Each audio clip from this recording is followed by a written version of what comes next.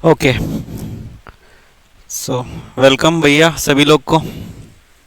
कैसे हो सब लोग? से उजाला ज़्यादा लग रहा है ना आज, लाइटें ज़्यादा जल गई आज।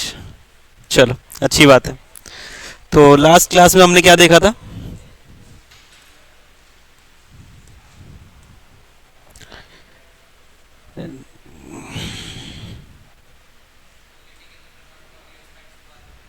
शेखर, आगे आ जाओ।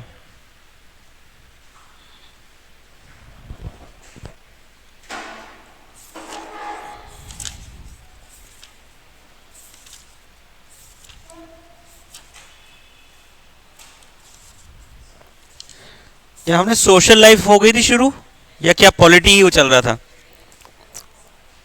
हाँ, पॉलिटी चल रहा था ना। सोशल लाइफ नहीं पहुंचे थे अभी अपन। पॉलिटी में मैंने वो बता दिया था, सभा समिति विधाता वाला पोर्शन। कि देखो, विधाता तो कम्प्लीटली वेनिश ऑफ हो गया था, ठीक है, ये ध्यान रखना इंपॉर्टेंट है। और जो सभा में से जो फीमेल सदस्य थी उनको हटा दिया गया था, ठीक है। ये दो चीजें ध्यान रखेंगे, बाकी वैसा का वैसा सारा चलता रहेगा।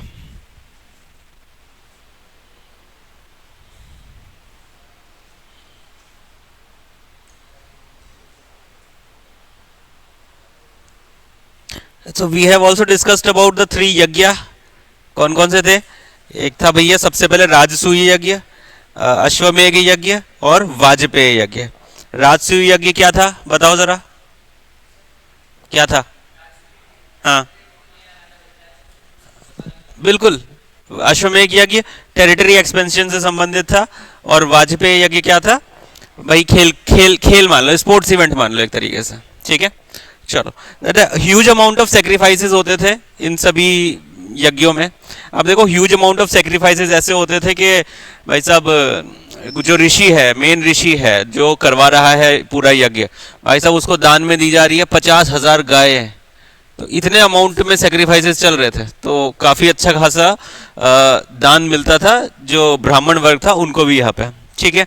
ये अपन ने यहाँ पे देख लिया है। अच्छा जी, यूपी अतरंज खेड़ा मैंने लिखवाया था, इट इज़ वेरी इंपॉर्टेंट, याद रखोगे। अतरंज खेड़ा और खेड़ा इंपॉर्टेंट है, ये इससे एक बार ये सवाल आया था इसलिए इंपॉर्टेंट बन जाता है ये, ठीक है। इसकी लोकेशन साइट अगर पूछे तो। उसके बाद अपन ने पॉलिटिकल सिस्टम में ऑलमोस्ट सारी चीज़ें कवर हो ही गई है। अच्छा, मैंने उसके बाद कुछ चीज़ें लिखवाई थी। लास्ट मैंने शायद लिखवाया था संघित्री, ठीक है। संघित्री is also one question was asked in this संघित्री। डिफाइंड द रेलेवेंस ऑफ संघित्री से आया था, ठीक है। चलो, एक बार फैक्ट्स देख लेते हैं, कुछ बस तो नहीं गया। उसके बाद फिर आगे बढ़ेंगे इकोनॉमी में।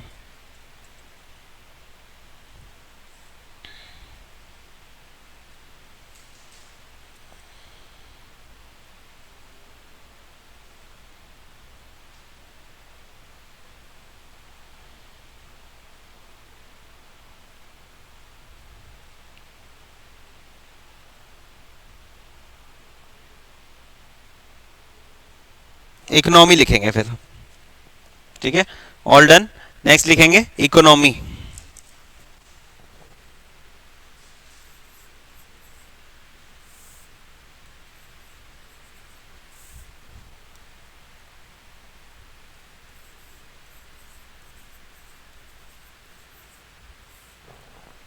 इकोनॉमी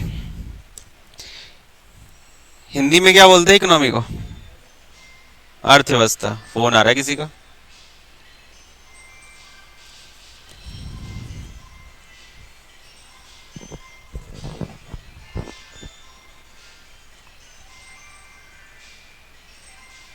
नाउ, कैसी इकोनॉमी है, कौन बताएगा?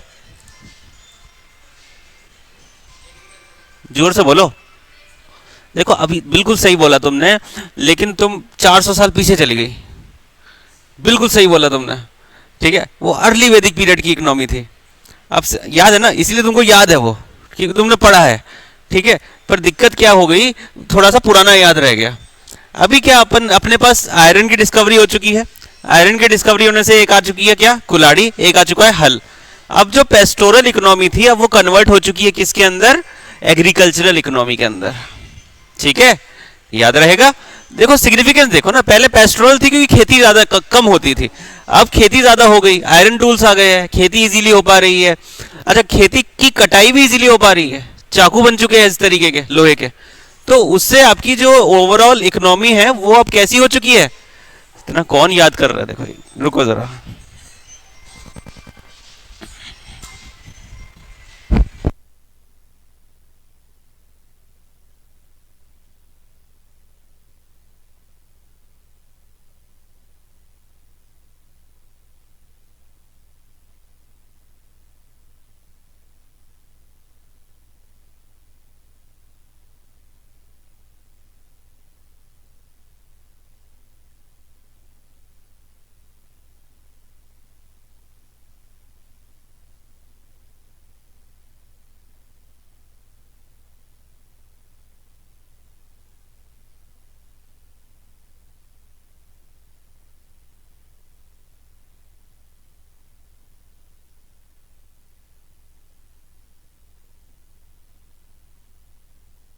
बुक्स है वो आज आ गई है, तो जो हिंदी वाले स्टूडेंट है उनके लिए स्टडी मटेरियल रेडी हो चुका है।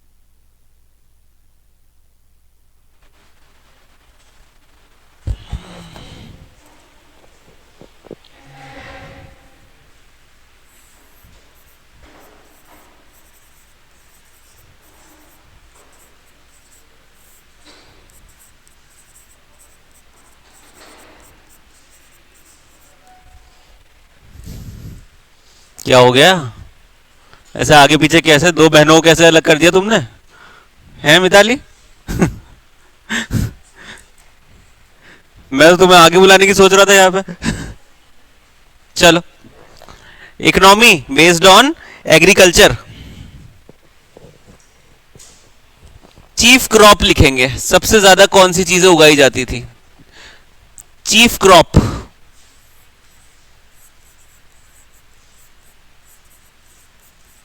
लिखेंगे। दो है rice and wheat. Chief crop मुख्य किस चीज को उपज किसकी करते थे। राइस, व्हीट, चावल और गेहूं।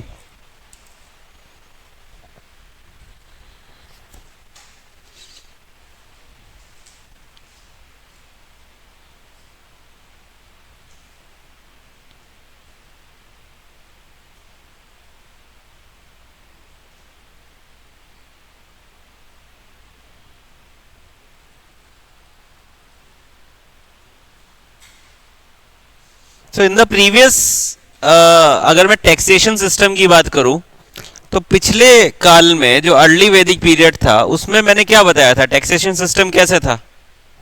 भाई जिसकी मर्जी होगी वही दे देगा, वॉलेंट्रीली था बेसिकली, कि यार मेरी इच्छा है तो मैं दे दूं। यहाँ पर भी मेनली था तो वॉलेंट्रीली, लेकिन वहां पे कुछ प्रोविजन लगा रखे थे कि भाई तुम कुछ ज्यादा ही पैसा कमा रहे हो तो तुम दोगे वो पैसा।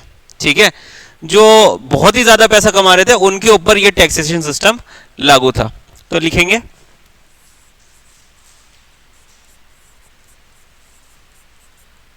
Taxation system.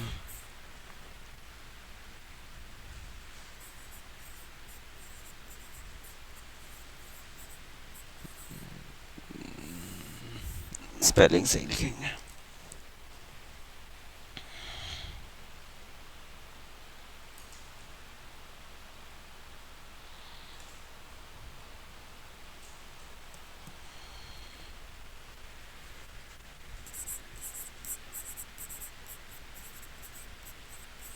वॉलेंट्रीली था, लेकिन restricted to rich people, restricted to rich people। अब ये जो टैक्स बोला जाता था, ये तीन अलग अलग नाम है, उन नामों से लिया जाता था। एक था बलि, शुल्क और भागा। बलि, शुल्क, भागा, BHAGA। अब देखो इसमें क्या बोला गया है, टैक्सेशन से कर प्रणाली, किस तरीके से कर लिया जाता था। वॉलेंट्रीली का मतलब है स्वेच्छा से, इच्छा अनुसार। रिस्ट्रिक्टेड, रिस्ट्रिक्टेड का मतलब जो अमीर लोग थे उनके ऊपर इस चीज को रिस्ट्रिक्ट कर रखा था। उसके बाद ये तीन तरीके, तीन नाम थे। बलि, अब बलि क्या होता है भाई, किसी चीज की बलि दे रहे हैं, ठीक है। अब किसी से टैक्स के तौर पे हम किसी जानवर को ले रहे हैं, तो वो क्या है, बलि के अंदर काउंट होगा। किसी से टैक्स के तौर पे हम उसकी अनाज ले रहे हैं, या अनाज ले रहे हैं उसका, तो उसके जितना भी उसने जोता है, निकाला है, उसका एक भाग ले रहे हैं, तो वो भागा के तौर पे होगा, ठीक है। और अगर हम उससे किसी टाइप की इनकम वसूल कर रहे हैं, तो वो शुल्क के तौर पे होगा, ठीक है। तीन तरीके से अपन टैक्स वसूल कर सकते हैं। एक तो या तो किसी जानवर को लेके, या फिर उसकी अनाज लेके, या फिर कोई किसी तरीके का पैसा लेके। पर कॉइन के ज्यादा एविडेंस अपन को मिलते नहीं है, तो ये शुल्क वाला कम ही होता है, ठीक है। भागा और बलि ज्यादा होता है यहाँ पे।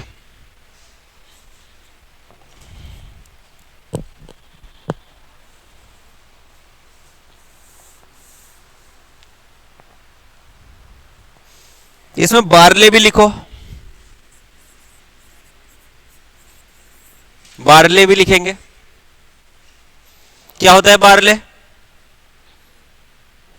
क्या होता है, जौ।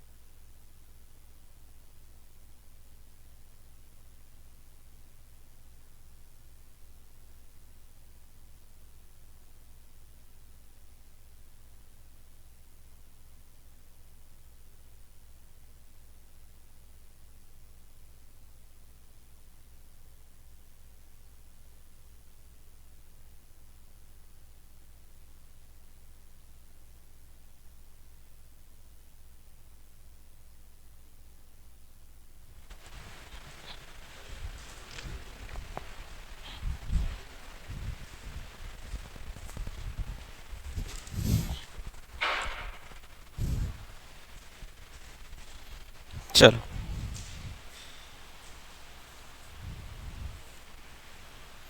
एक ना नाम लिखेंगे, राइस को क्या बोलते थे और वीट को क्या बोलते थे।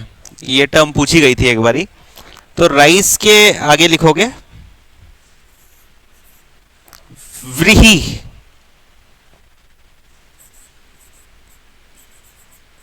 VRIHI, व्रीही, ठीक है। हिंदी में ऐसे ही लिखेगा, व्रीही जैसे लिखते हैं, ठीक है। और वीट को भी लिखोगे गोधुमे,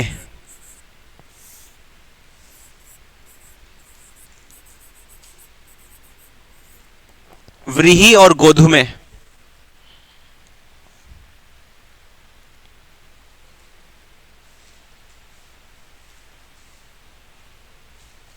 अच्छा, इकोनॉमी में के अंदर ही अपन को अब खेती आ गई, एग्रीकल्चर आ गया। अब एग्रीकल्चर में अपन को ये देखा कि यार यहाँ के जो अपनी साइट मिली है, उसके जो प्लॉग मिले हैं, खाली जो जुता हुआ खेत हमको मिला है, वो बहुत बड़े बड़े हैं यहाँ पे अब, ठीक है। तो लिखो लार्ज प्लॉग फील्ड, ये एग्रीकल्चर के साथ में ही लिख देना, ठीक है। क्या लिखोगे, लार्ज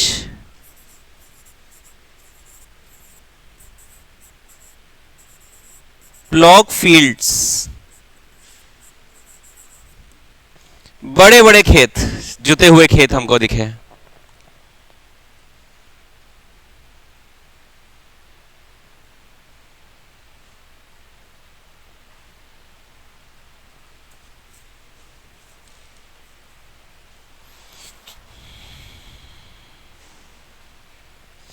इकोनॉमी में ही एक और टर्म और आ जाती है। अब कहीं कहीं पे सिग्निफिकेंस मिले हमको कॉइन यूजेस के, जैसा कि मैंने बोला कम है लेकिन है। अब उस कॉइन को क्या बोलते थे?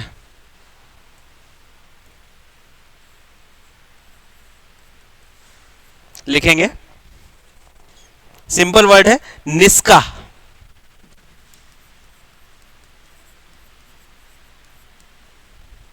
निस्का।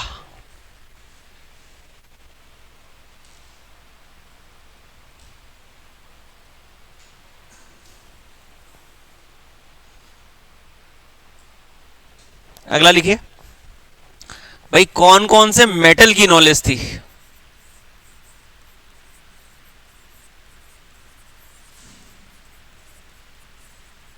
कौन कौन से धातु या मेटल की नॉलेज थी इनको? टिन, लीड, सिल्वर, आयरन और गोल्ड।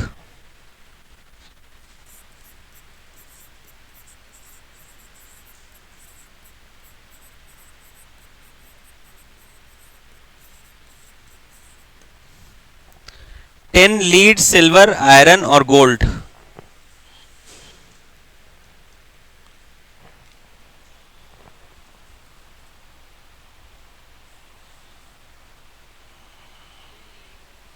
क्या जी? लीड। केमिकल फॉर्मूला तो याद है, हिंदी में क्या बोलते हैं पता नहीं, देखता हूं।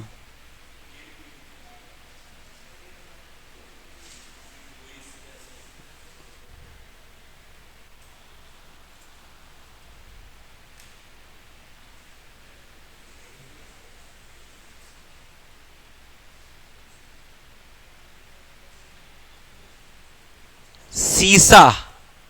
सीसा का धातु, सीसा, लीड, पीबी। ठीक है।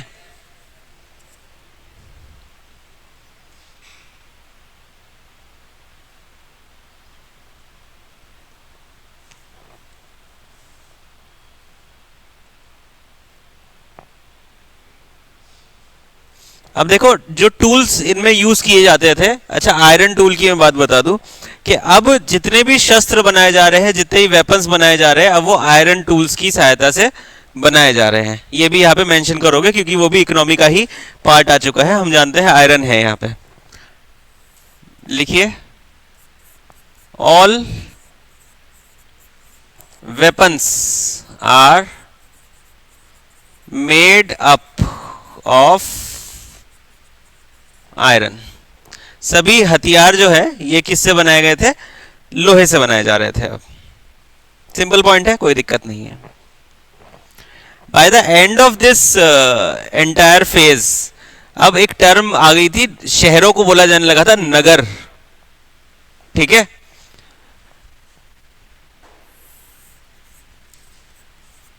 टर्म नगरा, टर्म नगरा।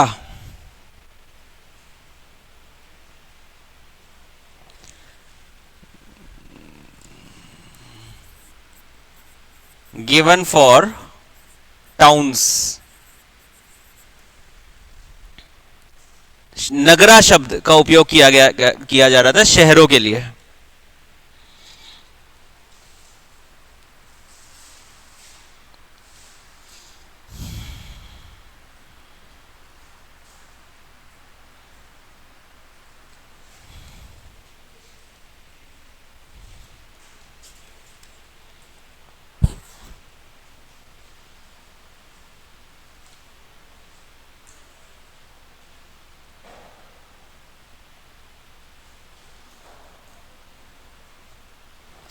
ठीक है, there are two people who was the tax collector. मैंने कल लिखवाया था, bhagadugha is the tax collector. भागादुहा चेक कर लो, कल लिखवाया था। संघहित्री को बोला जाता ट्रेजरर। अब देखो ट्रेजरर वो किस चीज का, खोजी है वो। ठीक है, पर वो खोज करेगा भाई किस तरीके से अब नए लोगों को भाई साहब फंसा सकते हैं और उनसे टैक्स ले सकते हैं। He is that kind of person. ठीक है, ऐसा नहीं है कि वो खोजी है तो भाई उसको बोल दिया जा तू एडवेंचर करने जा जहां भी जाना है, ऐसा नहीं था। एक पोस्ट थी जो ये कैलकुलेट करेगा कि भाई अब कौन अमीर हो गया है, अब किस पे मैं टैक्स लगाऊंगा। ये डिफाइन करने वाला कौन है? संघहित्री। और टैक्स लेके कौन आएगा? भागदुहा, ये दो टर्म याद रहेगी, ठीक है। तो उसको तुम लिख लेना ट्रेजरर, जहां पे तुमने लिखा है खोजी वहां पे लिख लेना ट्रेजरर ऑफ टैक्स, ये टर्म लिख लेना संगहित्री के लिए। ट्रेजरर ऑफ टैक्स मतलब द पर्सन हु डिफाइंस किस पे टैक्स लगेगा किस पे टैक्स नहीं लगेगा। अब मैं हूं डिफाइन करने वाला, पर लेके आने वाला दूसरा बंदा है, वो है भागदुहा, ठीक है।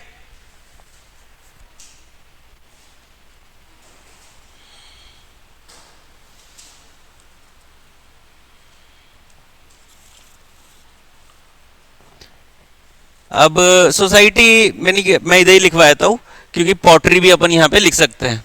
एक और चीज लिखेंगे, चार तरीके की पॉटरीज हमको यहां पे मिले हैं। पॉटरीज मतलब पॉट्स, मटके हमको चार अलग अलग तरीके के मिले हैं, वो देखेंगे, ये इंपॉर्टेंट है। Potteries,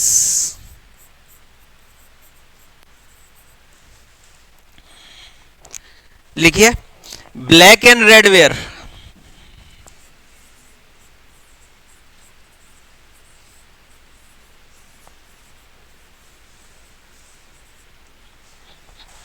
black and red ware. उसके बाद black slipped where,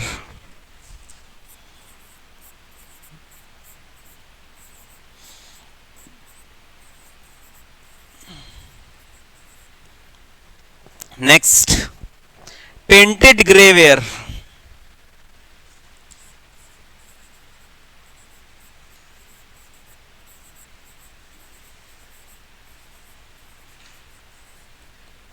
painted grey ware. Next red where,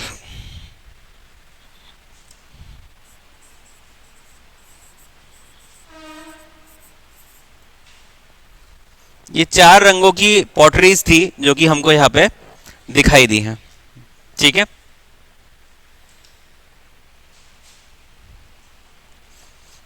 so this is the entire, एक स्लाइड में अपन ने इकोनॉमी को पूरा का पूरा कवर किया है। एक सवाल आता है लिखने का, अब कैसे लिखोगे, ठीक है। सवाल मान लो ये है कि discuss about the economy of the later वैदिक पीरियड, ठीक है। एलवीपी की इकोनॉमी के बारे में हमको कुछ पॉइंट्स लिखना है, तो क्या करोगे आप, सीधा ये छापना शुरू कर दोगे या ऐसा डायग्राम बना दोगे क्या? ऐसा डायग्राम नहीं बनाओगे। अब मैं बता रहा हूं लिखोगे कैसे। सबसे पहले लिखोगे कि भाई लेटर वैदिक पीरियड की इकोनॉमी ने काफी ज्यादा प्रगति दिखाई थी एज कंपेयर टू अर्ली वैदिक पीरियड। भाई ये बात तुमको ही पता है, मुझको ही पता है, ये बात तो सबको पता है, तो ये बात लिखने में कोई समस्या है? लिख दोगे ना भाई, ये बात हमने लिख दी चुपचाप, ठीक है। फिर उसके बाद लिखोगे the special features of later Vedic of the economy of later वैदिक पीरियड आर। क्या लिखा तुमने भाई, लेटर वैदिक पीरियड के भाई महत्वपूर्ण बिंदु कुछ इस तरीके से हैं। एक लाइन लिख दी, अगर दो लाइन दिमाग में आई तो दो लाइन लिख दो, कितना भी लिख दो। उसके बाद अपन ने क्या लिखा, कुछ इस तरीके से हैं, मतलब आर। अब उसके बाद लिखेंगे पॉइंट्स। फर्स्ट पॉइंट क्या आना चाहिए भाई, एग्रेनियन इकोनॉमी है। अब सीधा तुमने लिख दिया कि इकोनॉमी कौन से के ऊपर बेस्ड है, एग्रीकल्चर के ऊपर बेस्ड है। फिर उसके अंदर तुम लिखोगे due to the invention of iron in 1000 BC, दो चीजें हमारे पास आई, एक तो कुल्हाड़ी और हल। इन चीजों की वजह से अब एग्रीकल्चर ज्यादा बड़ा है। अब एग्रीकल्चर ज्यादा बड़ा है तो उसके प्रमाण हमको कैसे मिलते हैं, बड़े बड़े जो प्लॉग्ड फील्ड हमको मिले हैं, जुते हुए खेत बहुत के साइज अब बहुत बड़े हो चुके हैं। उसके बाद में तुम उसी पॉइंट में एक और चीज ऐड कर सकते हो कि भाई, या फिर नेक्स्ट पॉइंट में भी ऐड कर सकते हो, सेम है, दूसरे में भी ऐड कर सकते हो, उसमें भी रख सकते हो कि भाई कौन कौन सी क्रॉप्स उगा। भाई एग्रीकल्चर करते थे तो कौन सी क्रॉप उगाएंगे, हमने क्या बोला भाई, वीट राइस और बार्ले हम लोग उगाते थे मैक्सिमम मात्रा में। अच्छा, वीट का एक और नाम है गोधुमे, राइस का एक और नाम है व्रीही। भाई सब दो लाइन तो हो गई, पहला वाला लिखा 3 लाइन हो गई, फिर ये वाले में 2 लाइन हो गई, ठीक बात है। ऊपर अपन ने कुछ लिखा था। उसके बाद में भाई टैक्सेशन सिस्टम कैसे होता था, टैक्सेशन सिस्टम दो तरीके से होता था। पहला, या वॉलेंटरीली दे दो, लेकिन जो अमीर घर के लोग थे वो उनसे हम टैक्सेशन वसूल किया करते थे। अच्छा, टैक्सेशन वसूल करने के लिए दो लोग हुआ करते थे, एक था भागादुहा और एक था संघहित्री। भागादुहा वो पर्सन था जो टैक्स कलेक्ट करने जाता था, संघहित्री वो पर्सन था जो टैक्स को किस पे कितना लगेगा इसको डिफाइन करता था, ठीक है। उसके बाद अच्छा हाँ, वो टैक्स तीन तरीके से लिया जाता था, शुल्क, बलि और भागा। कैसे याद रखोगे? बलि तो पता ही है, गला काट दिया, बलि चढ़ गई। शुल्क पैसा, भाग मतलब किसी जमीन का भाग या फिर किसी उपज का भाग हमने ले लिया। अब बताओ, इसमें भी 3 4 5 लाइन हो जाएगी जितना मैंने बोला अभी, संगीतरी, भागदुहा, ये सारी चीजें टैक्सेशन सिस्टम मिला के 4 5 लाइन हो गई। ठीक है, उसके बाद में तुम क्या लिखोगे भाई? कॉइन्स। कॉइन्स का एक नाम हुआ करता था निसक। मोस्टली कॉइन्स का यूजेस कम होता था, हमको कॉइन्स के एविडेंस कम मिले हैं, लेकिन जितने मिले उनको किस नाम से जाना जाता था? निसक नाम से जाना जाता था। ये लिख दिया। उसके बाद क्योंकि इकोनॉमी से संबंधित है, कौन कौन से मेटल जमीन से निकलते हैं, क्योंकि उसी से हमारी शस्त्र भी बनते हैं, तो हमारे इस लेटर वैदिक पीरियड में जो जो मेटल्स मिलते थे उनके नाम है टिन, लीड, सिल्वर, गोल्ड और आयरन। इन सभी में से आयरन सबसे ज्यादा इंपॉर्टेंट है हमारे लिए, क्योंकि आयरन से ही हमारे क्या बनते थे? वेपन्स बनते थे। ठीक है, ये भी पॉइंट हो गया। उसके बाद क्या लिखोगे? जो अब by the end of later वैदिक पीरियड जो टाउन्स थे उनको एक स्पेशल नाम मिल चुका था, क्या? नगरा। ये भी तुम लिख दिया। उसके बाद पॉटरीज, क्योंकि पॉटरीज बहुत इंपॉर्टेंट है, बहुत ज्यादा बिकती थी। ठीक है, तो पॉटरीज हमारे इस लेटर वैदिक पीरियड में कौन कौन सी मिलती थी? Black and red where, red ware, बाकी नाम ना याद आए तो एक याद लगे, स्लिप्ड वेयर। स्लिप्ड वेयर लिख देना, इतना ही याद आया, कोई बात नहीं। अब बताओ, क्या ये पूरा तुम लिख सकते हो इस तरीके से? उसके बाद में सारा का सारा पूरा खत्म हो गया। उसके बाद क्या लिखोगे? All the basic features of later वैदिक period are discussed above, and बस 1 2 लाइन और जो भी मन में है थोड़ा बहुत कंक्लूजन टाइप का नीचे लिख देंगे। ठीक है, समझ में आया? ऐसे लिखना होता है। हम इसको ऐसे कराते हैं। ऐसा क्यों कराते हैं? क्योंकि एक स्लाइड में आपके दिमाग में ये चीज छप जाए। अगर मैं एक एक करके लिखाऊंगा तो तुम खो जाओगे कहीं, फिर मैं तुम्हें पढ़ाऊंगा यहां पे, तुम पहुंच जाओगे स्विट्जरलैंड, तुम्हारे दिमाग में वो चलेगा, खो जाओगे तुम। नॉर्मल सी बात है। इस तरीके से पढ़ोगे तो खोगे नहीं। ठीक है, यूपीएससी में हिस्ट्री पढ़ने का तरीका यही है। ठीक है, वैसे मैं कोई और सब्जेक्ट पढ़ाता हूँ, वो भी ऐसे ही पढ़ाता हूँ, लेकिन मेरे हिसाब से ये सबसे इफेक्टिव वे है, क्योंकि आप अपनी कॉपी को जब देखोगे आपको सारा आइडिया लग जाएगा। और मैं एक्सपेक्ट कर रहा हूँ कि जब आप एग्जाम देंगे आप लिखना सीख चुके होंगे, इतनी प्रैक्टिस आप कर लेंगे। तो बस आपने ये देखा, पूरा छप गया दिमाग में, उसको खटखट खटखट खटखट खटखट उतार दिया मेंस तक जब पहुंचेंगे। ठीक है, क्लियर है? यश, ठीक है। तुम कब जा रहे हो छुट्टी पे? 15 से। ठीक, लिख लिया सबने? ये कोई छूटा तो नहीं? Very good. तो entire economy portion is covered here. इसको जरा चेक करेंगे, अच्छे से नोट कर लेंगे, कोई दिक्कत इसमें नहीं होनी चाहिए। चलो नेक्स्ट, सबसे बड़ा पंगा शुरू होने वाला है, सोसाइटी।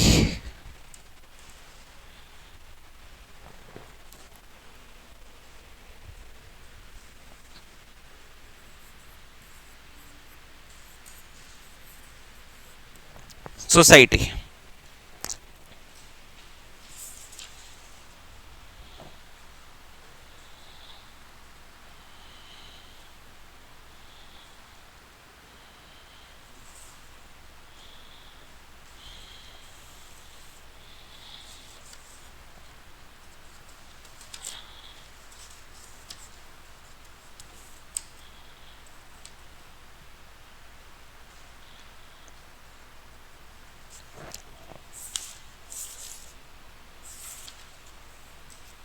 नाउ, अब मुझे बताइए क्या स्थिति है सोसाइटी की?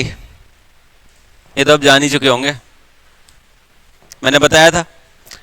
अब क्योंकि इकोनॉमी बढ़ रही है तो डेफिनेटली ऊंच नीच बढ़ेगी, कोई लोग ज्यादा अमीर हो जाएंगे, कोई लोग ज्यादा गरीब हो जाएंगे। ठीक है, इस वजह से हमारे सिस्टम में आएगा क्या? Caste system. और अभी भी हमारा मतलब कह सकते हैं 1947 तक तो बहुत खराब स्थिति थी ही, उसके बाद तो बेटर ही हुई है। तो हमारे देश में वह सिस्टम अभी भी कहीं ना कहीं एग्जिस्ट करता है, उसके छाप अभी भी हमारे देश में है। ठीक है, नाउ व्हाट हैपन, देखो नॉर्मल सी बात है, the one who became powerful, और वो पावरफुल रहेगा ही रहेगा हमेशा, तो उसके अंदर एक एरोगेंस आएगा ही आएगा। ठीक है, आदमी जमीन पे क्यों है? आदमी ग्राउंडेड क्यों है? क्योंकि वो जमीन से जुड़ा हुआ है। ठीक है, उसको पता है कि भाई मेरी खराब स्थिति में भी मैंने इतना स्ट्रगल किया है, आज मैं अच्छी स्थिति में हूँ, तो मेरे को कोई फर्क नहीं पड़ता। खुद के एक्सपीरियंस से ही व्यक्ति सीखता है। अब फॉर एग्जाम्पल एक व्यक्ति है जो बहुत ही ऊंची फैमिली में है, वो और ऊपर जा रहा है और ऊपर जा रहा है और ऊपर जा रहा है, तो उसको ग्राउंडेड होने में समय लगेगा। समझते हो ना, जनरल चीजें ये तो, ठीक है, और ज्यादा एफर्ट लगेंगे जमीन पे आने पे। ठीक है, जमीन पे आने का मतलब समझ रहे हो आई थिंक। नो, अभी हुआ क्या कि इस तरीके से जब लोगों की लेवल ऊपर बढ़ता गया तो उनकी मोनोपोली बढ़ती गई, उनकी पावर बढ़ती गई, और उनकी पावर को कोई रोकने वाला नहीं था। अब दोज पीपल वर द ब्राह्मण पीपल। अब ब्राह्मण पीपल ने एक पूरा सेगमेंट बनाया कि यार इस तरीके से हम लोग सिस्टम बनाएंगे, राज करेंगे, और एक 4 वर्णाश्रम सिस्टम हम बनाएंगे। 4 वर्ण उसमें होंगे। पहला वर्ण होगा ब्राह्मण कम्युनिटी का, जो टॉप मोस्ट कम्युनिटी है। ठीक है, राजा को कोई भी काम करना है तो ब्राह्मण से पूछ के करेगा, कोई भी अनुष्ठान करना है तो ब्राह्मण ही कराएगा, क्योंकि जो अनुष्ठान होता है वो सीधे संस्कृत में होता है और हम भगवान तक बात संस्कृत में ही पहुंचा सकते हैं। It's like this logic. ठीक है, संस्कृत ब्राह्मण के अलावा किसी और को सीखने का अधिकार नहीं है, या फिर क्षत्रिय सीख सकते हैं। ठीक है, क्षत्रियों के पास थी कि वो भाई गुरुकुल में जाके अपनी विद्या प्राप्त कर सकते थे वहां पे। बाकी के जो 2 वर्ण हैं उनको उसका अधिकार नहीं था। ब्राह्मण का क्या कार्य था कि क्षत्रिय को बताना कि क्या करना है क्या नहीं करना है। क्षत्रिय का क्या क्या काम था कि प्रोटेक्ट करना है। ठीक है, उसके बाद वैश्य का क्या काम था कि भाई व्यापार करना है। ठीक है, छोटे मोटे व्यापार हम लोग कर रहे हैं, जो मेजॉरिटी ऑफ द टैक्स आता था वो वैश्य कम्युनिटी से ही आ रहा है। ठीक है, उन्हीं को हम बोलेंगे कि टैक्स लाने, अरे नहीं तो कहाँ से लाएंगे भाई, ब्राह्मण टॉप मोस्ट है। उसके बाद क्षत्रिय, क्षत्रिय है, क्षत्रिय तो भाई खेती नहीं कर रहा ना। ठीक है, 3rd नंबर की कैटेगरी आ गई कौन सी, वैश्य। यही लोग हैं जो खेती कर रहे हैं, बिजनेस कर रहे हैं, काम कर रहे हैं, तो हम टैक्स किस पे लगाएंगे, वैश्यास पे लगाएंगे। 4थे नंबर की कम्युनिटी आ गई शूद्रास। शूद्रास का ये था कि भाई तुम इस पूरी सोसाइटी में सबसे नीचे हो, तुम बाकी सबको सर्व करोगे। ठीक है, अब ये बोला गया, अब बोला इसलिए गया तो हमको लिखना जरूरी है कि एक ऑलमाइटी है, एक भगवान है। ठीक है, उन भगवान के सर से जन्म हुआ है ब्राह्मण का, कंधे से जन्म हुआ है किससे, किसका, क्षत्रिय का, थाई से जन्म हुआ है वैश्य का, और फीट से जन्म हुआ है शूद्र का। ये एक लॉजिक हमको प्रोवाइड किया गया इन चतुर्वर्णाश्रम धर्म के द्वारा। ठीक है, नो, ये पूरा सिनेरियो हो गया। इस पूरे सिनेरियो को थोड़ा थोड़ा लिखते हैं और आगे बढ़ते हैं सोसाइटी के अंदर।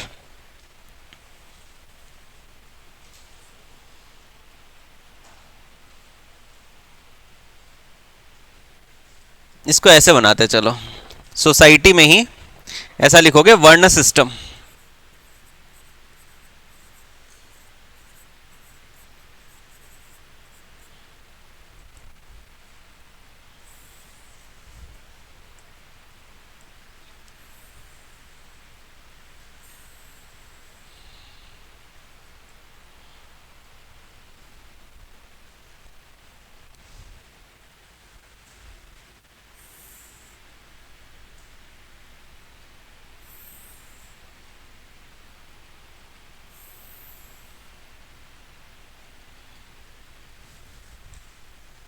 नंबर 1 पे क्या लिखेंगे अपन, ब्राह्मणास।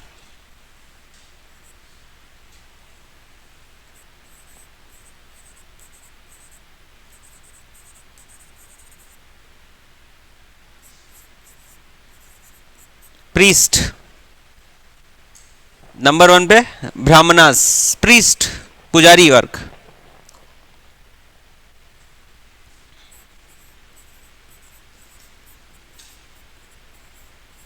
क्षत्रियास, ये कौन होंगे, वॉरियर्स।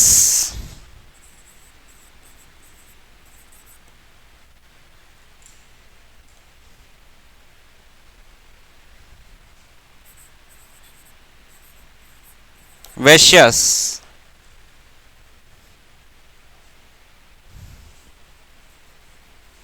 ये कौन कौन होंगे, क्राफ्ट पर्सन,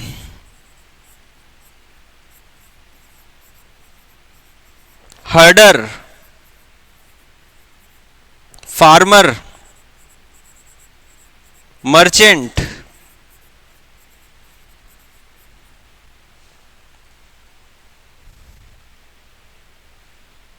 शूद्रास,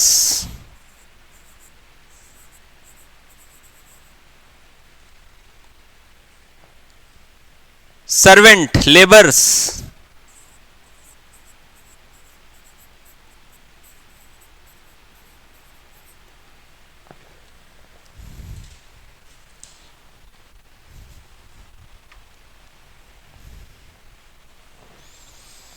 तो इट वॉज कंसिडर्ड कि दीज लास्ट वर्ग के लोग जो है, these were basically non Aryans,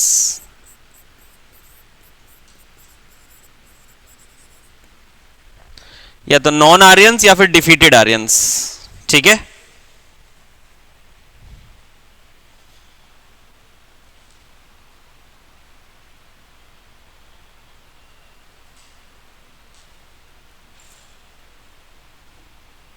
लिखा।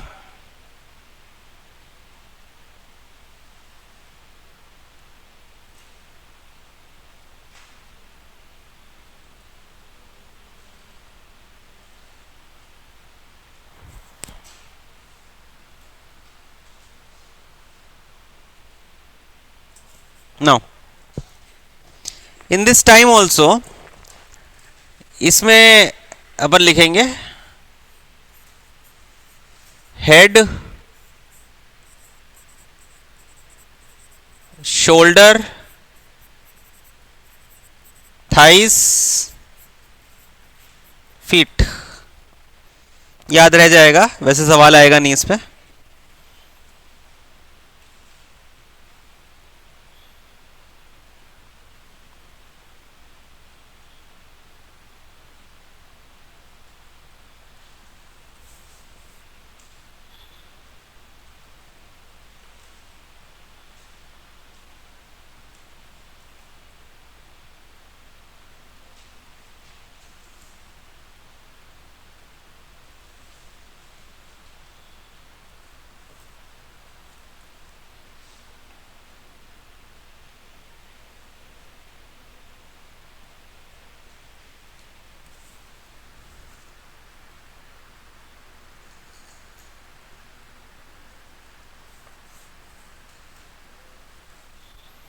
लिखा, ये इंपॉर्टेंट है।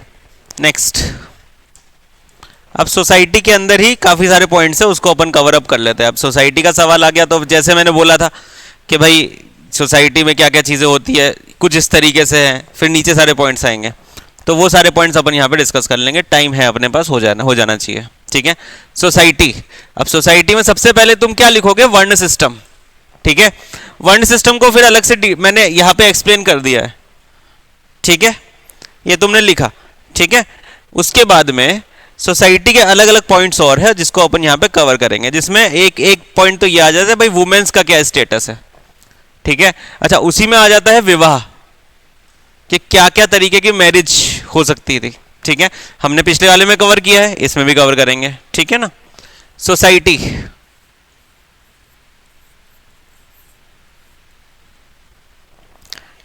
सबसे पहले लिखो राइट ऑफ प्रिमोजिनेचर।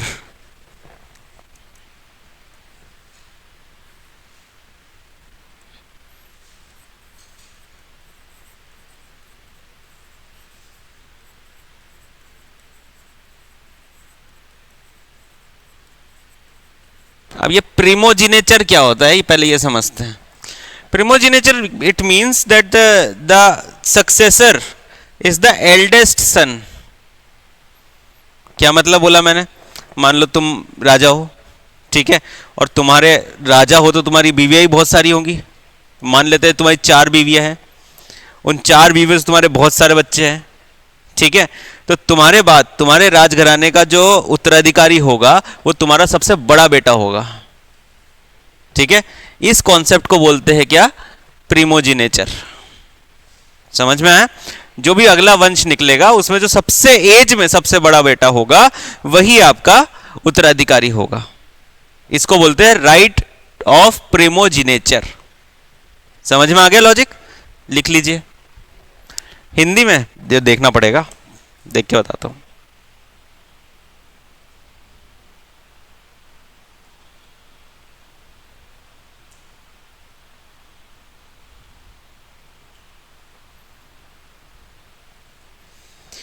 ज्येष्ठाधिकार, ज्येष्ठाधिकार, ज्येष्ठ क्या होता है? बड़ा है, ज्येष्ठ, ज्येष्ठ इज मीन बड़ा, ज्येष्ठाधिकार, प्रिमोजिनेचर।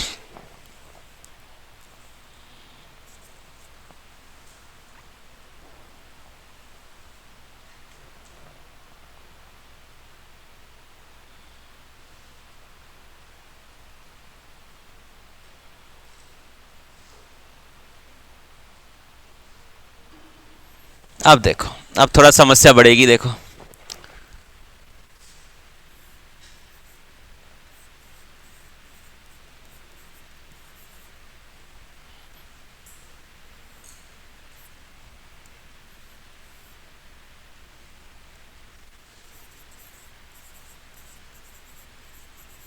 पोजीशन ऑफ वुमेन, देखो क्या है पोजीशन ऑफ वुमेन, हमने पहले पढ़ा है, उसको एक बार वापस से लिख लेते हैं कि भाई एक्सक्लूडेड फ्रॉम सभा, बिल्कुल। और इनके अब जितने भी जो राइट थे ये कम होते गए, तो इनका स्टेटस क्या होता गया? डिक्लाइन होता गया। लिखिए जरा, स्टेटस डिक्लाइंड,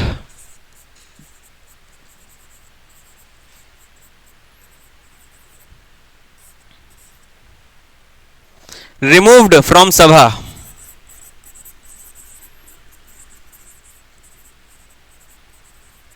सभा से इनको हटा दिया गया।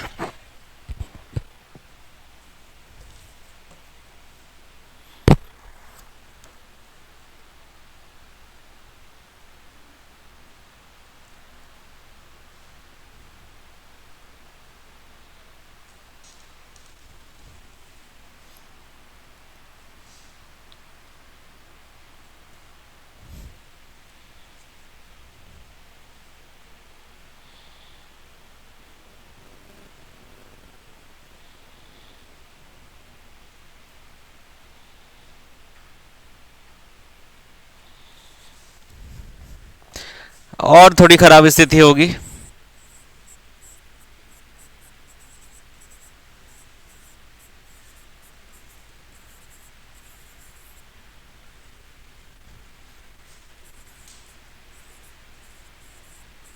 सेल्फ इमोलेशन ऑफ विडोज, आत्मदाह करना, विडोज का, विधवा लोगों का आत्मदाह करना। अब इससे एक प्रैक्टिस स्टार्ट होती हुई दिख रही है हमको, सती प्रथा।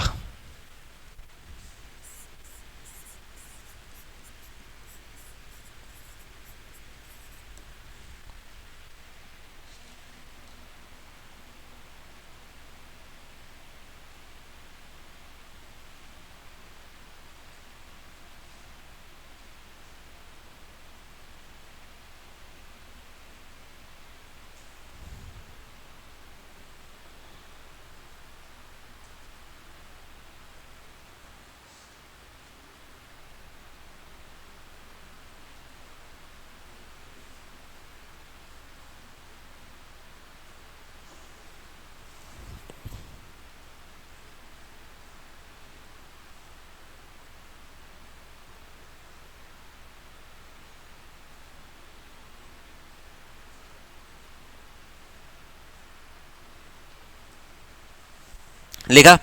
अब लिखिए मैरिजेस,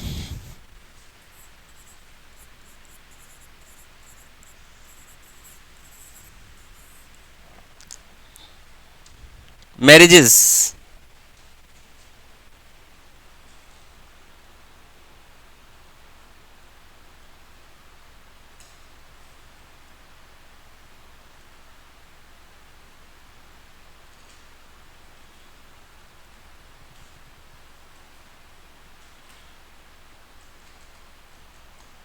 तो वहां पे मैंने कितने कितने टाइप के विवाह बताए थे, याद है क्या आपको? सबसे क्या बताया था? गंधर्व विवाह क्या होता है?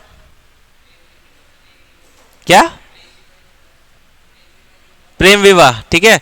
अब क्या है ना, यहाँ पे गंधर्व विवाह को कैटेगरी में काटा गया है, दो अलग अलग कैटेगरी में, ठीक है। ऑल्दो गंधर्व विवाह को ज्यादा एनकरेज नहीं किया जाता था, लेकिन यहाँ पे उसको दो अलग अलग कैटेगरीज में बांटा गया, ठीक है, वो नोट डाउन करेंगे। तो सबसे पहले क्या है, मैरिजेस में सबसे पहला पॉइंट है गंधर्व विवाह।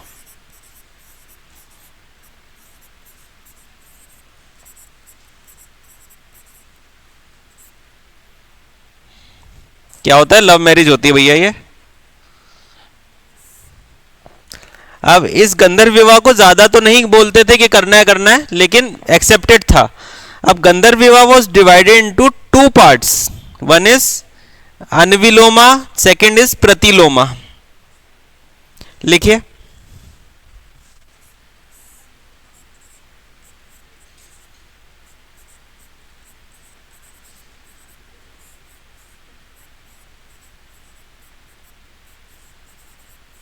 अनविलोमा प्रतिलोमा, हैं जी, हाँ अभी आएगा, रुको।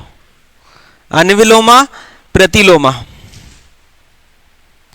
अनविलोमा में क्या होता है, जो मेल है ये हाई कास्ट का है, और जो फीमेल है ये लो कास्ट की है, ठीक है।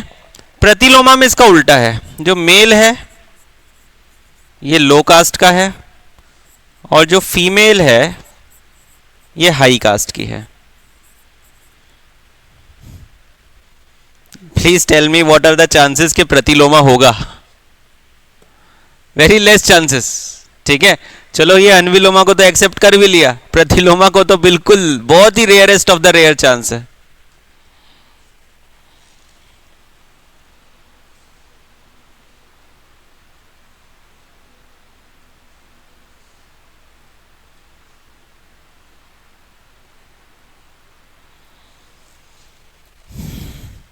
मैरिजेस में ही लिखोगे, no instance of child marriage. देखो जो डीप रूट्स चाइल्ड मैरिज, आपने गांव में देखा है, छोटे छोटे बच्चों की शादी हो जाती है जल्दी से ही, 18 साल से कम उम्र में जिसकी भी शादी होती है वो चाइल्ड मैरिज की कैटेगरी के अंदर आता है, ठीक है। आप लोगों ने देखा है किसी की होते हुए, किसी तुम्हारी मामा की, मामा जी कितने साल की उम्र में, थोड़े दिनों पहले ही हुई थी, देखो अभी भी, बताओ तुमने भी देखा है मिताली, तो कितने दिन पहले, कितने साल के मामा जी, 5 महीने बड़े तुमसे, तो तुम कितने साल के हो, अब हो गए 17 के, तो वो 18 के नहीं हुए, मतलब उनको पता है ना कि गवर्नमेंट ऑफ इंडिया की क्या रूल है, कितनी एज है गवर्नमेंट ऑफ इंडिया की, बताओ मिताली बताओ। 21, तो कानूनन अपराध है ये, अरे है तो है लेकिन किसी को बता दिया, अब जैसे तुमने मेरे को बता दिया और तुमने यूट्यूब पे जाएगी ये क्लास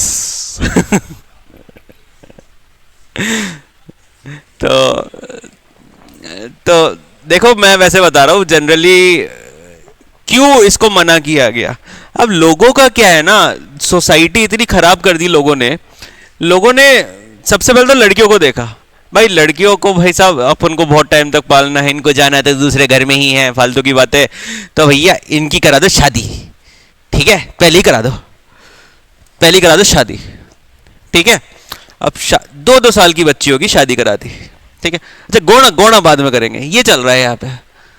भाई साहब आपके रूट्स जो निकल के आए, हिंदू कल्चर, ऋग्वेद, रूट्स है ये हमारे, क्या लिखा है मैंने यहाँ पे, चाइल्ड मैरिज नहीं होती थी, इनको समझ थी, आप खुद देख लो। देखो हर चीज का एक समय होता है, तो वह चीज किसी समय पर ही सही रहती है, ठीक है ना। मोस्ट इंपॉर्टेंट चीज होती है एजुकेशन। अगर एजुकेशन ले लेते हो उसके बाद में ये चीजें, बाकी सारी चीजें सेकेंडरी होती हैं, ठीक है, जब भी आप, मैं उम्मीद करूंगा कोई आप में से ना बीच में ही शादी का वादी कर ले, तुम मेरी नजर में हो तुम ठीक है, नहीं वो मुझे पता है, देखो वो कल्चर सिस्टम है, बट वो आगे ना बंदर वाली कहानी बताई थी ना मैंने तुमको, बताई थी नहीं बताई थी, क्यों हो रहा है किसी को नहीं पता है। हाँ तो फिर तुम सेफ हो, ठीक है, तुम मत करना भैया अभी, ठीक है। मैं वैसा कौन सा डिपार्टमेंट पापा? सीएम, अच्छा अच्छा अच्छा। तो मैं वैसे बता रहा हूं कि जो ये सारी चीजें होती है, देखो यार ये तो हमारा रूट है ना, ऋग्वेद अथर्ववेद ये हमारे रूट्स हैं हिंदू कल्चर के। भाई यही नहीं करते थे, कोई तो रीजन रहा होगा कि इन्होंने नहीं किया। अब लेकिन क्योंकि सोसाइटी चेंज होने लगी, उनकी थॉट्स चेंज होने लगे, उस वजह से कोई एक चीज धारणा बन गई, फिर वो धारणा बनते बनते आगे कई जनरेशन पे गई, और फिर हमने सोचा ही नहीं कि हम ये धारणा क्यों बनी, हम बस कर रहे हैं क्योंकि बाकी सब कर रहे हैं। बेटा बड़ा हो गया, अब तो इसकी शादी करा दो, तगड़ा जवान हो चुका है, ये सिनेरियोस चल रहे हैं, ठीक है। मेरे पर्सनल पॉइंट ऑफ व्यू है कि आप ठीक है ये सारी चीजें कर लीजिए, लेकिन सबसे नंबर 1 प्रायोरिटी आप देंगे अपनी एजुकेशन को। जो भी एजुकेशन आप कर रहे हैं, एक्स कोई कुछ भी एजुकेशन हो, बीए हो, बीएससी हो, बीटेक हो, कुछ भी हो, लेकिन आप पहले एजुकेशन वाइज सेटिस्फाइड होने चाहिए कि हाँ यार मैंने इतनी एजुकेशन का मेरा टारगेट था। जैसे अगर आपका यूपीएससी टारगेट है, ठीक है यूपीएससी टारगेट है मेरा, ठीक है, जो भी सिचुएशन होगी वो उस हिसाब से देखी जाएगी ठीक है, चलो लगा। अगला देखेंगे, no instance of child marriage ना। एक और चीज देखी गई मैरिज में, मैरिज बड़ा इंटरेस्टिंग टॉपिक है इसका। अब इन्होंने एक और चीज बोल दी कि भाई 4 वर्णों में अपन डिवाइड करेंगे, ठीक है, लेकिन मैं कौन हूं, मैं हूं मान लो मुखर्जी, तो मेरी बेटी की शादी मुखर्जी के अंदर ही होनी चाहिए, मतलब जो भी सिस्टम बन रहा है। तो इन्होंने एक और सिस्टम बनाने, एक और क्लासिफिकेशन उसमें ऐड ऑन करी, वो क्या करी, गोत्र सिस्टम। तो ये क्योंकि देखो क्लासिफिकेशन तो कर ही रहे ना, ब्राह्मण क्षत्रिय वैश्य शूद्र आ गया, अब और क्लासिफाई करेंगे, भाई इसी में शादी करेंगे नहीं तो नहीं करेंगे। They might have some reason, ठीक है, might have some biological reasons also. तो उसके हिसाब से इन्होंने एक लॉजिक बनाया कि भाई इन गोत्रों में शादी करेंगे। तो introduction of gotras in the marriage इसी टाइम पे हो चुका था।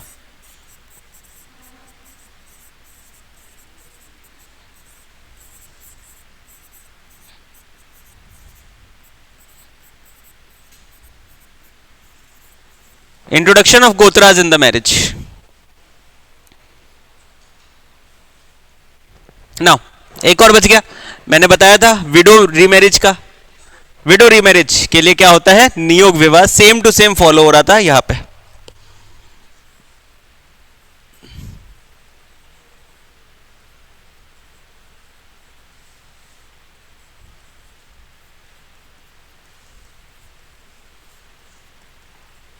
अब तुम खुद देखो, these are the roots, Rigveda, यहां पे विडो रीमैरिज हो रही है, ठीक है।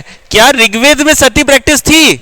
नहीं थी, लेकिन सती प्रैक्टिस यहां पे आ गई, भाई सती ही हो जाएगी तो विडो कैसे कहलाएगी, तो मर गई फिर। इसमें भी 2 क्लासिफिकेशन है, ठीक है। सती कौन होती थी, इसके इसके अंदर एक वो की पॉइंट है, जितनी भी हायर वर्ग की महिलाएं होती थी, ब्राह्मण एंड क्षत्रिय, वो अगर कोई महिला विडो हो जाती है तो वो सती होती थी, ठीक है। लोअर वर्ग की महिलाएं, वैश्य एंड शूद्रस, अगर वो महिलाएं विडो हो जाए तो वो सती नहीं होती थी, उनके लिए सती का रूल नहीं था। मन में आएगा क्यों, है कि नहीं पॉइंट। अब सुनो भाई, जो लोअर हायर वर्ग की महिला है उनका क्या काम है, ठीक है। क्या उनको अब बाहर लिटरेचर फेस्टिवल में जा सकती हैं? नहीं, जाने के लिए मना कर दिया ना अभी मैंने, बोला डिक्लाइन हो रही स्टेटस। सभा समिति में जा सकती है? नहीं जा सकती। तो क्या काम है उनका, घर पे रहने का है। घर पे रह क्या करना है, खाना बनाना है, बच्चों को देखना है, और पति जा रहे हैं उनको टिफिन बांटना है। ये एक सिनेरियो है। नाउ व्हाट हैपन कि अब उनके पति की मान लो डेथ हो गई, तो अब उनके पास क्या काम है, कुछ काम नहीं है। तो इसीलिए उनको बोलेगा भाई चलो तुम कुछ काम तो कर नहीं रही हो, तो चलो तुम सती हो जाओ। ठीक है, सिमिलर कंपैरिजन करते हैं लोअर वर्ग की महिला का। एक लोअर वर्ग की महिला है, उसका काम है झाड़ू निकालना, वो गली गली जाके झाड़ू निकालती है। शूद्र है तो झाड़ू निकालती है। पति भाई साहब कहीं और झाड़ू निकाल रहा है। बच्चे भी है, बच्चे खेल रहे बढ़िया, यहाँ पे बिना कपड़े पहन के नंगे गंगे घूम रहे हैं। अब भाई साहब जब मेरा काम है झाड़ू निकालने का, मैं वर्किंग हूं, ठीक है, अगर मेरे हस्बैंड की डेथ हो जाती है, क्योंकि मैं सोसाइटी में कुछ तो काम कर रही हूं, इसीलिए जो सती प्रैक्टिसेस है ये वैश्य और शूद्र महिला के अंदर नहीं थी, ये सिर्फ कहा थी हायर वर्ग की महिलाओं के अंदर थी, जो कि थे ब्राह्मण एंड क्षत्रियस। ठीक है, यहां पे लिख लेना तुम, सती प्रैक्टिस लिखा है ना, सती प्रथा, यहां लिख लो ओनली इन ब्राह्मण एंड क्षत्रिय वर्ग, ओनली फॉर ब्राह्मण एंड क्षत्रिय वर्ग। अब जो बची खुची विडोज रह गई, उनका नियोग विवाह होने की पॉसिबिलिटी हमने रखी थी यहां पे।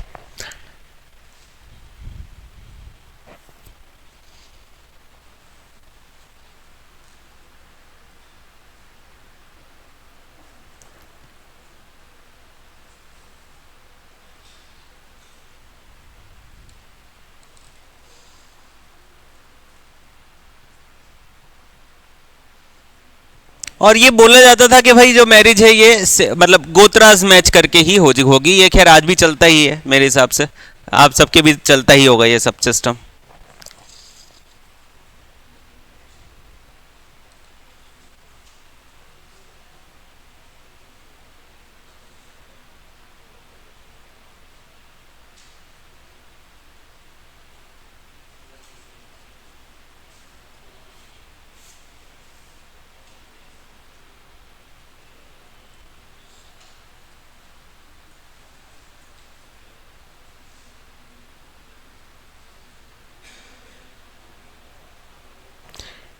अब देखो थोड़ी सी खराब प्रथाएं भी है, वो भी सुन लो अब, ठीक है, तुमको खराब लगेगा फिर। ये जो अब मैं प्रथाएं बता रहा हूं ये एनसीईआरटी से हटा दी गई है, लिख लो फिर भी, क्योंकि अब एनसीईआरटी में नहीं है तो फिर रेफरेंस बुक में तो मिलेगी ना तुमको। ठीक है, क्यों हटा दी गई है वही पता चल जाएगा तुमको थोड़ी देर में। लिखिए, देवा, DAIVA, it is a type of विवाह। ठीक है, ये मैंने आपसे जूनियर बैच को भी नहीं पढ़ाया, तुमको भी नहीं पढ़ाया मैंने ये। ठीक है sir, senior batch, sorry junior batch नहीं से निकल गया। Daiva is a type of marriage when the girl is given by her father to the priests. ठीक है, जो लड़की है उसकी शादी मतलब इस तरीके से एज अ सेक्रीफाइस की तरीके से एक पुजारी को दे दिया जाता था।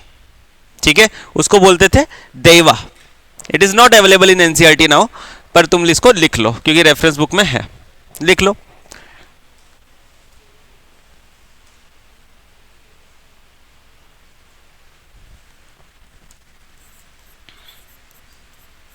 Girl is given by his father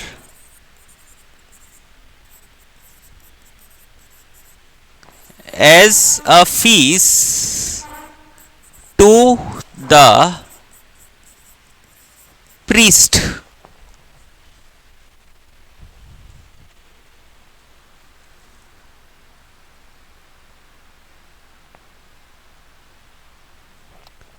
next, ये भी नहीं है, ये भी ऐसा ही है।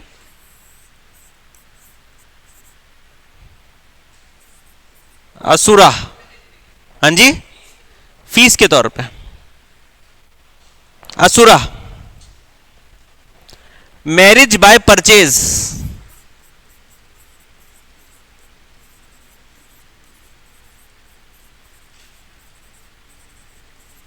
मैरिज बाय परचेज,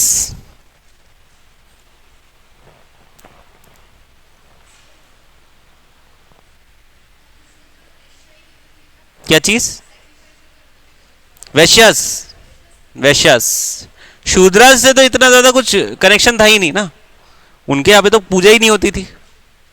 ठीक है, even they are not allowed to do the sacrifices, sacrifices करने की परमिशन नहीं थी उनको। ठीक है, क्या जी? पैसा दे के शादी कर लो। हाँ, यही है। हेलो। हाँ जी। हाँ जी। हाँ जी। Okay ji.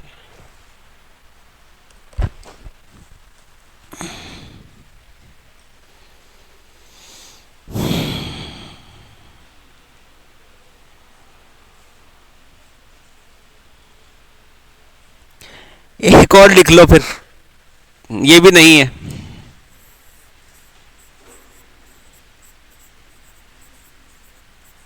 राक्षसा।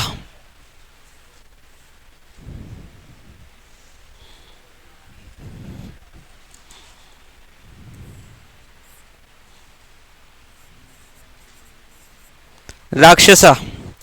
Marriage by capture.